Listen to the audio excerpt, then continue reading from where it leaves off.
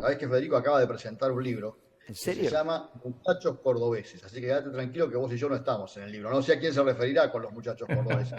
Hola, Fede. ¿Cómo andan? Buen día, un gusto saludarlos. Muchas gracias por la presentación. Bueno, contanos por el libro, principio. Bueno, es un libro que digamos, me lo venía pidiendo hace rato la editorial porque había como un interés sobre entender un poco qué había sido, cómo se había producido ese fenómeno, ese salmón, digamos, de la historia del peronismo reciente, que es el peronismo de Córdoba. Había mucho interés, digamos, incluso más, te diría, interés fuera de la provincia que al interior de la provincia, que obviamente es un fenómeno más conocido. Y bueno, y en ese marco nos lanzamos a la aventura. Es un libro digamos, que la primera parte es, es un poco entender o intentar entender quiénes somos los cordobeses, qué son los cordobeses, digamos, parte como de tratar de armar una sociología, una identidad del cordobés. Ahí hay mucho, obviamente, de lo que fue esa gran corriente inmigratoria, digamos, que partió de Santa Fe y se fue hacia Córdoba en el proceso de colonización. Es un caudal cultural muy relevante en la identidad de la provincia. Y una vez que se arma esa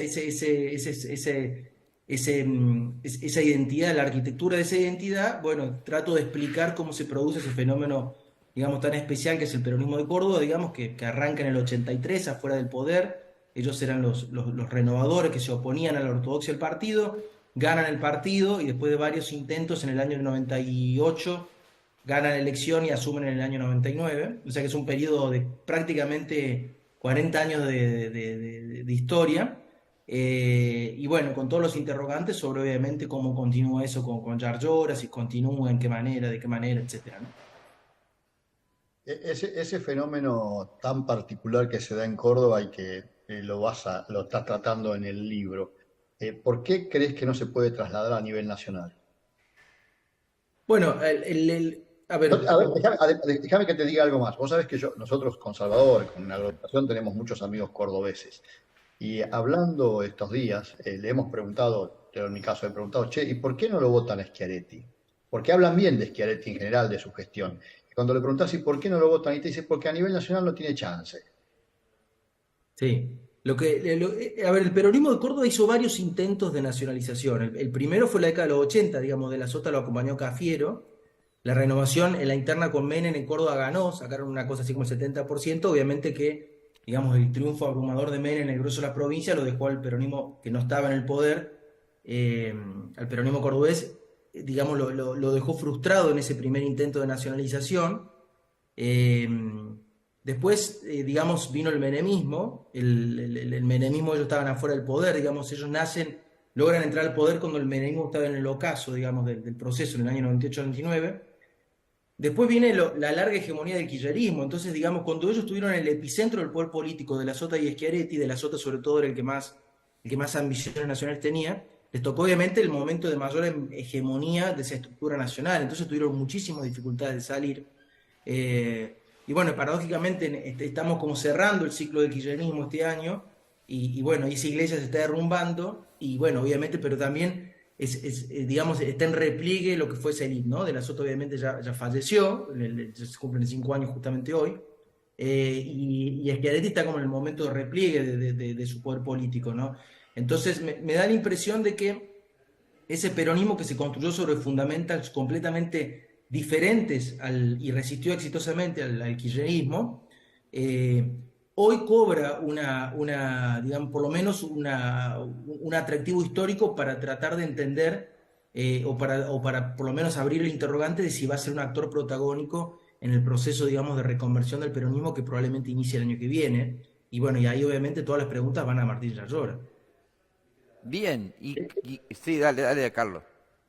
La forma en que se está fundamentalmente expresando Yarlora, eh, pareciera que es distinto a lo que había antes, ¿no? A Schiaretti e inclusive a De la Sota. Es como que es mucho más, no sé si la palabra es agresivo, pero que tiene está buscando una proyección diferente. ¿Es así? Sí, es así, es así. Yo creo que, a ver, ellos eran, de la Sota de Schiaretti eran políticos clásicos, ¿no? O sea, digamos, de una época donde se formaron en partidos políticos, y lo que estamos viendo hoy en Córdoba, en esta transición de liderazgo, que es a su vez una transición generacional, es la emergencia de esto que yo le llamo son peronistas farmer, que son los hijos de este proceso, que vienen de algunas geografías muy dinámicas de la provincia de Córdoba, que se están quedando con el liderazgo, básicamente Yarlora y Pacerini.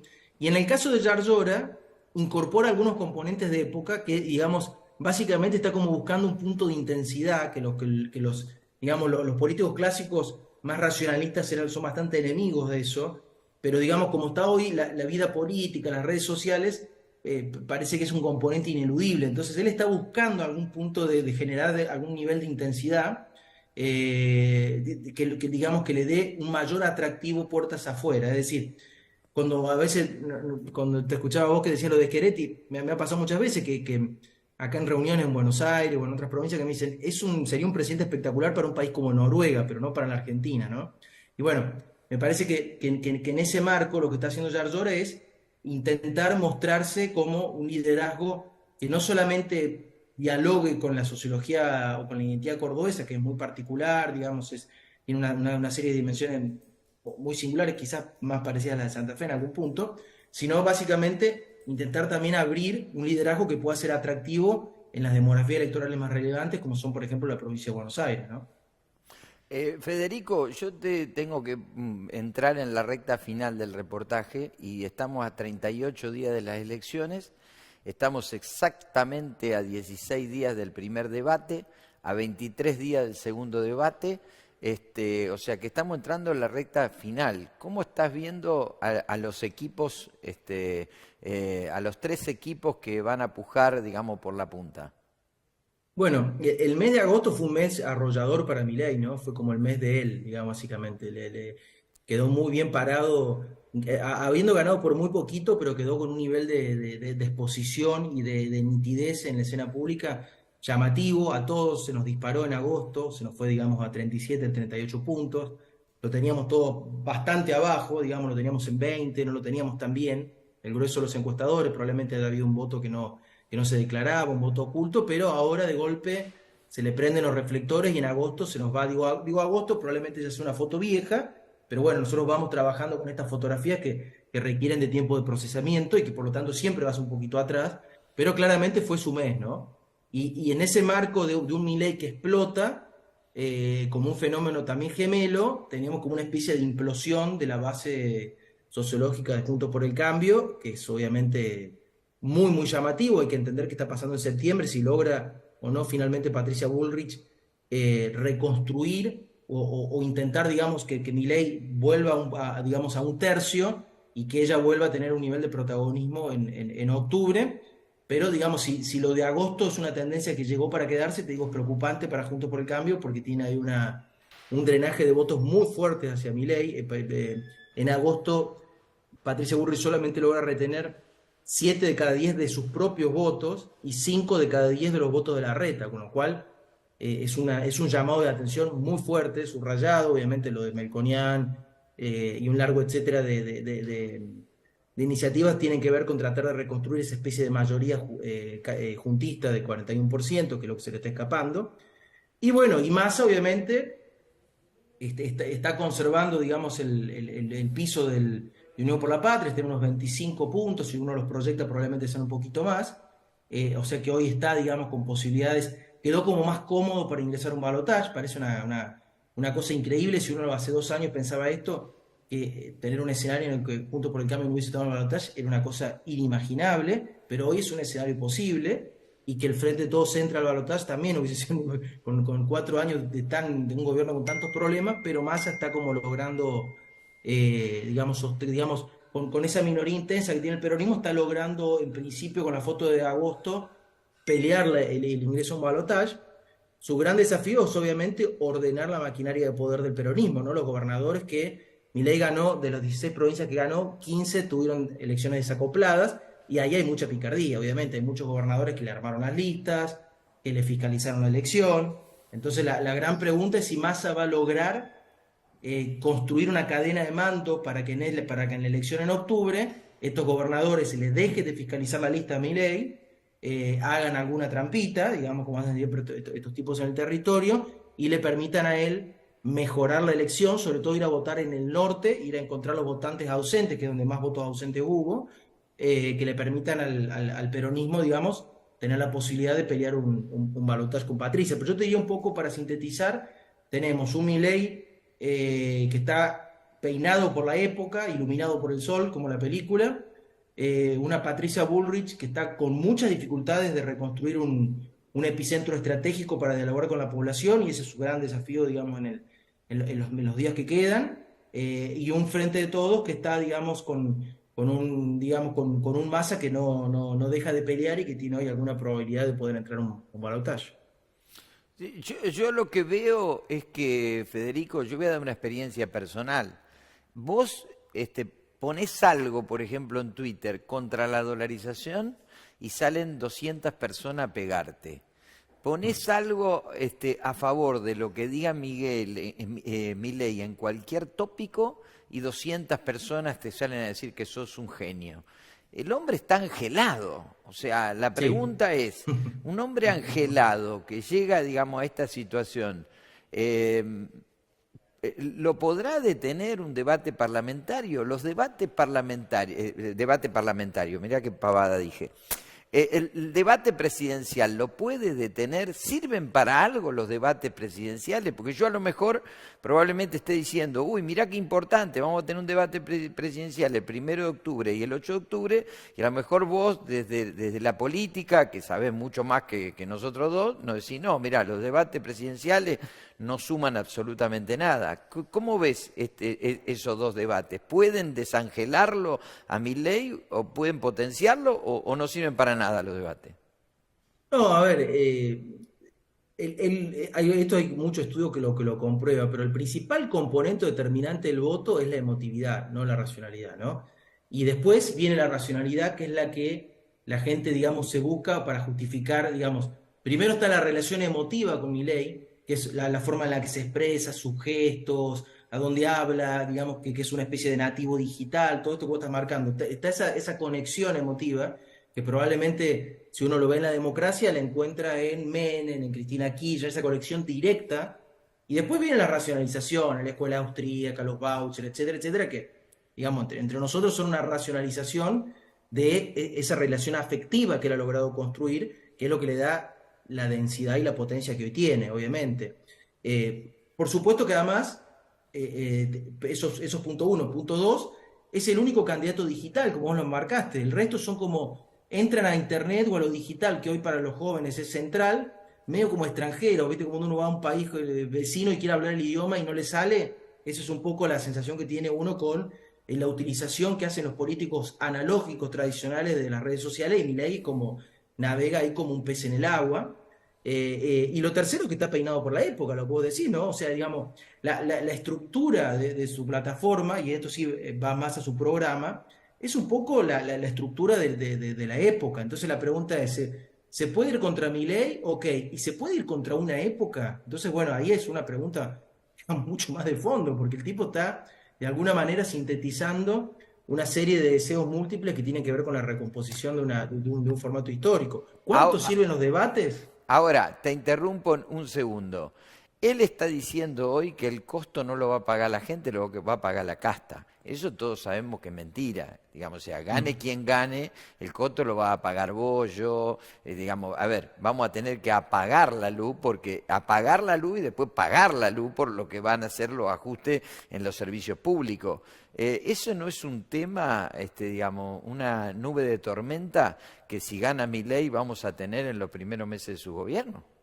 Bueno, eso está perfecto, porque ahí hay un punto que es muy importante. Estos tipos de fenómenos, los outsiders, son fenómenos con una cabeza importante y sin cuerpo. Son como raquíticos corporalmente. Entonces, la gran pregunta por estos fenómenos es la pregunta gubernamental. ¿Cómo gobiernan? ¿No? ¿Cómo gobiernan? Entonces, lo que hemos tenido con algunas experiencias históricas, obviamente, los tipos son electoralmente, generan un nivel de expectativas tan alta que después a los 3, 6 meses de gobierno entran en una especie de inestabilidad crónica.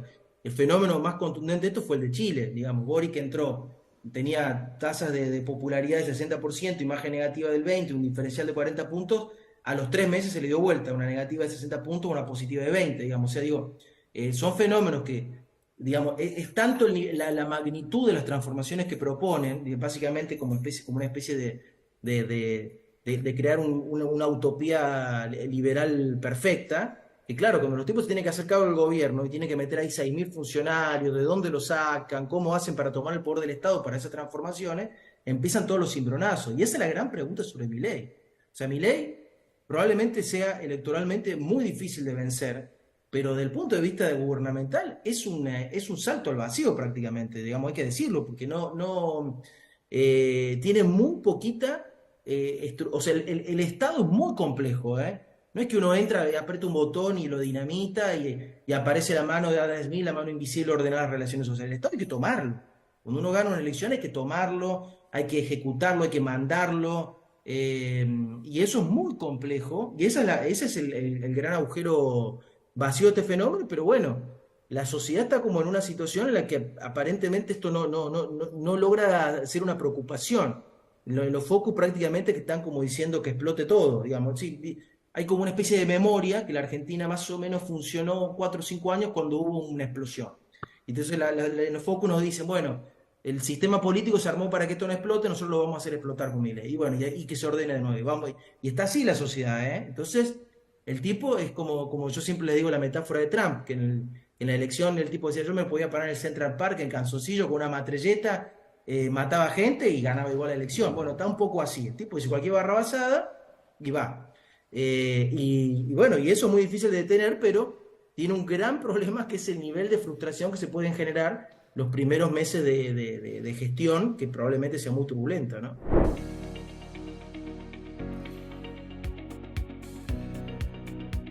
¿Qué tal? ¿Cómo te va? Te estamos invitando a participar de la comunidad de agroeducación, un lugar de debate abierto de los grandes temas económicos, financieros, impositivos, políticos, agropecuarios de la República Argentina, en donde te vas a encontrar con muchos amigos, en donde vas a encontrar diversidad de opiniones, pero fundamentalmente vas a encontrar respeto y te vamos a tener en cuenta para todo lo que nos aportes a nosotros, que permanentemente aprendemos de ustedes y ponemos todos estos conocimientos en una gran olla para poder sacar la mejor conclusión. Comunidad de agronegocios de agroeducación, el mejor lugar para que vos puedas compartir tus experiencias y obtener buenos resultados.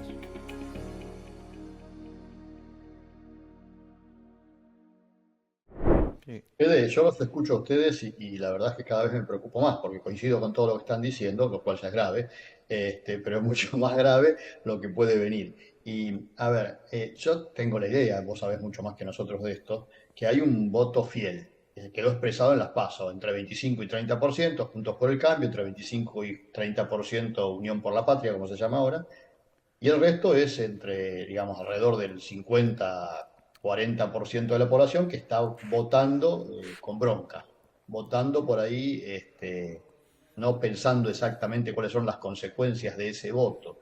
Y de hecho vos decías al principio cuando Salva te preguntaba que hubo un voto oculto, si se quiere, que fue la sorpresa de Milei. Yo te diría que hasta me animo a decir un voto vergonzante. A la gente le daba vergüenza decir que iba a votar a Milei.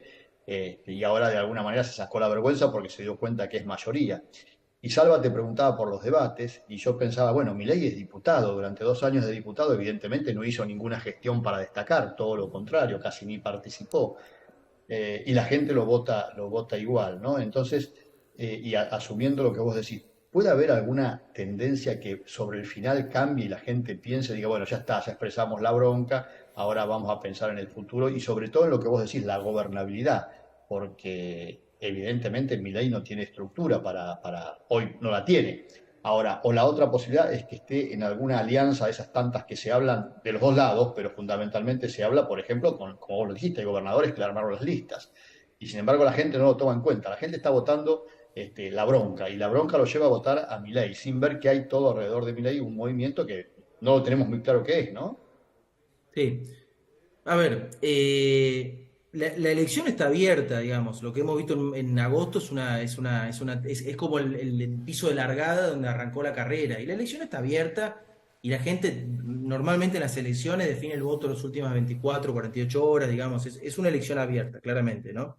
Eh, la pregunta es la capacidad que tenga Juntos por el Cambio de evitar que el votante de Juntos por el Cambio llegue a la elección pensando que la forma de ganar al kirchnerismo y derrotar al kirchnerismo es votar a Milei. Esa es la gran preocupación que debe tener Juntos por el Cambio hoy, ¿no? Porque, digamos, si lo estamos viendo mucho en los focus y algo ya nos empieza a aparecer en las encuestas de sectores de, digamos, voto tradicional de Juntos que dicen, no, voy a hacer un voto útil por Milei, porque, digamos, en una situación como esta, donde yo quiero que el kirchnerismo pierda en primera vuelta, no quiero que tenga una posibilidad, la forma, la herramienta actual para vencer al kirchnerismo es Milei. Bueno, eso está dando vuelta y es la sangría, el torniquete que le tiene que poner Juntos por el Cambio a su votante. Y después lo segundo que te diría es que el tipo ha sintonizado muy bien con el interior, o sea, es un voto, digamos, cuando uno se pregunta dónde queda geográficamente la grieta, esa es una pregunta que en los últimos años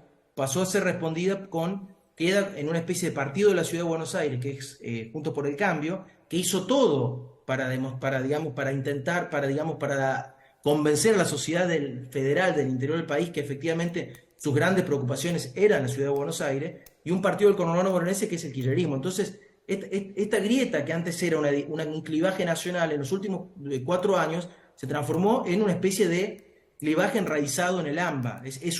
Territorialmente queda en el AMBA para el pueblo del interior. Entonces, digamos, fíjate vos digamos, qué paradójico. Están usando a Milei, que es nacido en la Ciudad de Buenos Aires, pero lo están usando para de alguna manera darle un castigo a esta política de la grieta que queda en el AMBA, una especie de voto anti-AMBA, que es donde peor le fue a Milei, es en la Ciudad de Buenos Aires y en la provincia de Buenos Aires. Entonces, ahí hay como fenómenos solapados. Uno es, ¿cuál es la mejor herramienta para ganar el kirchnerismo? Y esa es una pregunta importante. Y otra es, bueno, sectores de la sociedad que le quieren ganar al kirchnerismo, pero ya no es tan importante como darle un aleccionamiento a toda la política, darle un aleccionamiento a todo el AMBA. O sea, y ahí donde el tipo empieza a transformarse en un poliedro que pesca votos de diferentes lugares, y eso es lo que lo hace potente, ¿no? Es difícil de desarmar. La última, porque estamos cortos de tiempo, probablemente no sea un tema relevante para la campaña ni para los votos. ¿Viste este incidente que hubo entre Milei y Diana Mondino? Que aparentemente hay un diario, que lo voy a decir con nombre y apellido, La Política Online, dice que la habrían bajado a Diana Mondino de su candidatura a ser eventualmente canciller. ¿Estas cosas le pueden afectar? Digamos, ¿esto es real, esta información de que la estaría bajando, de que una declaración genera una catástrofe y vuelan los ministros, quién iba a ser ministra y todo eso? Bueno, las experiencias de Trump, Bolsonaro, Boric, todos estos autores han sido gobiernos muy inestables. O sea, ¿qué quiero decir con inestable? Que si uno ve el gabinete de Bush padre o de Bush hijo o de Obama, uno tenía ahí grandes funcionarios que eran el elenco gubernamental. Si yo te digo hagamos este ejercicio con Trump, es muy difícil porque los funcionarios entraban y salían como una especie de puerta giratoria, porque eran, digamos, muy personalizada la construcción de poder, y eso lo hace muy arbitraria. Entonces, digamos, lo que estamos empezando a ver en esta previa con estas situaciones es ese componente, ¿no? Digamos, los economistas que se pelean entre sí sobre el timing, si dolarizar, no dolarizar, si ahora, mañana, en la fase 2, en la fase 3, en la fase 4, si Mondino, bueno, es esto, ¿no? Al ser, como les decía, una especie de cabeza sin cuerpo, no hay un operador político, no hay un Bauzá, no hay alguien que esté armando. Entonces lo que tenemos es que, digamos, en función de cómo caen las opiniones digitalmente, el líder, digamos, produce enfriamiento o calentamiento de las relaciones. Bueno, eso es hoy en lo electoral. Quizás no, es difícil de cuantificarlo, digamos, pero es parte de la crisis. Por eso que estos fenómenos son más un problema gubernamental que electoral. Electoralmente por eso muy exitosos, pero el problema es después en cómo gobiernan este tipo de procesos, ¿no? Y me parece que este tipo de cosas que estamos viendo es un adelantamiento de cómo va a ser el momento gubernamental en caso de que logre ganar, ¿no? Obviamente tiene que ganar. Pero bueno, fíjense que estamos discutiendo sobre él, claramente es el frontrunner de la elección, ¿no? Y son un adelantamiento de eso. Hoy a la gente te diría... no son discusiones más, digamos, de los que estamos preocupados, etcétera, que Sí, del totalmente. masivo de la sociedad. Totalmente. Pero bueno, después cuando eso está en el gobierno pasa a ser una preocupación del masivo de la sociedad, Seguro. digamos, ¿no? Bueno, Ahora, pero nosotros, no, déjame decir algo, nosotros tenemos pruebas de lo que estamos de alguna manera diciendo. Fíjate que cuando hablamos con la gente te dicen, no digas que soy esto, no digas que soy aquello, decí que comparto las ideas de Javier, pero no soy el referente. De hecho, en el caso de nuestro sector, el sector agropecuario, agroindustrial, no sabemos quién es el referente de Milei porque ninguno quiere asumir ese lugar, porque aparentemente a Javier le molesta que digan que son referentes.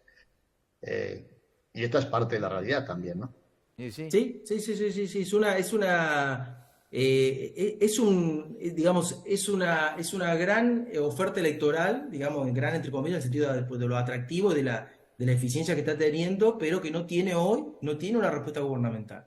No sabemos si el PRO irá a ser, en caso de que gane, a llenar ese espacio, si irán a ser los gobernadores, si irá a ser un sector del masismo.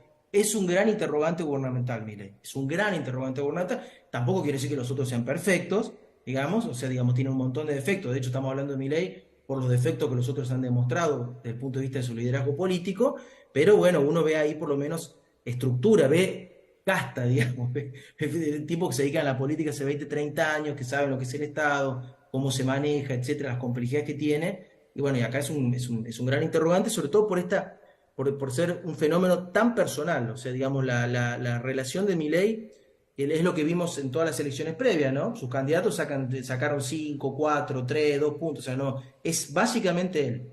Es la Bien, relación directa de él con la población. bien. Esperá, déjame que le haga una más. La relación Milei-Macri está rota.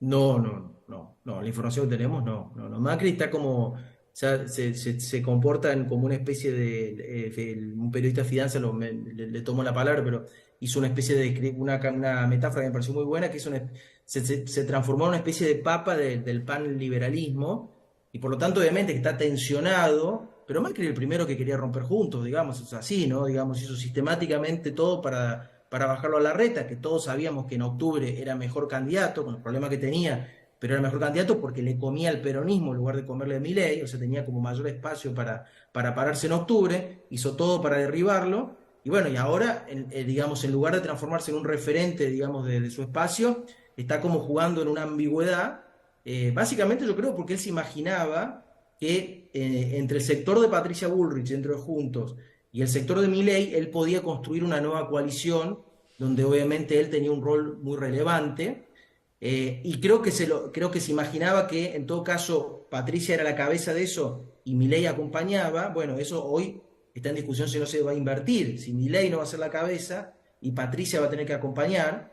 Y bueno, la pregunta que obviamente que nos hacemos todos es si estos Frankenstein, digámoslo de esta manera, son después manipulables, porque eso supone que él, digamos, en un eventual triunfo de Milei, podría con el PRO ordenarlo, llevarlo, y bueno, son personajes muy difíciles, ¿no? No es fácil, digamos, manejarlos como un titiritero, así que bueno, son parte de los debates, pero me parece que Macri claramente está jugando a sobrevolar esto, claramente por arriba. Bueno, Federico, te tengo que decir algo, no sé cómo decírtelo, pero mira, Marco y Andrea son como la casta política y me dicen si te puedo pedir que tengamos algún descuento los socios de Agroeducación para comprar el libro, porque la casta pide descuento, me explico. Muy bien, muy Yo bien. lo que te pido es que, digamos, me da como vergüenza decirlo, pero bueno, la No, casta por favor. pide descuento, digamos, convive acá con nosotros. Yo no soy parte de la casta, lo digo claramente, ellos están por un lado, el señor Chepar y yo por el otro, pero bueno, tendremos posibilidades de eso para los socios y alumnos de Agroeducación.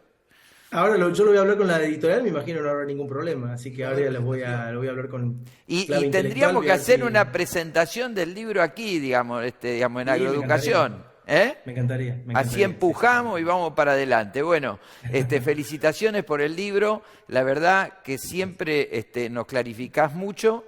Señor Chepare, ¿tiene algo para decir? Señor Chepare está operando con el teléfono. Digamos, tenemos que cerrar, dejá de operar. Vos sabés que está, yo te digo la verdad, yo lo veo a distancia y está hablando con alguien de Juntos por el Cambio que se está quejando por lo que vos dijiste.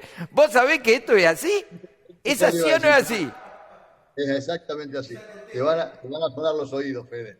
Los viejos No, decían, Pero a ver, uno a los oídos, ¿no? Así decimos. lo peor que puede pasar es no reconocer los problemas, digamos, ¿no? Exactamente, exactamente. Bueno, yo les dejo un abrazo te dejo un abrazo muy grande, Federico. Vamos a una pausa y ya volvemos con Sergio Jugué. Nos vamos. Chau, chau. Gracias. Y vamos a hacer la presentación del libro. Sí, señor.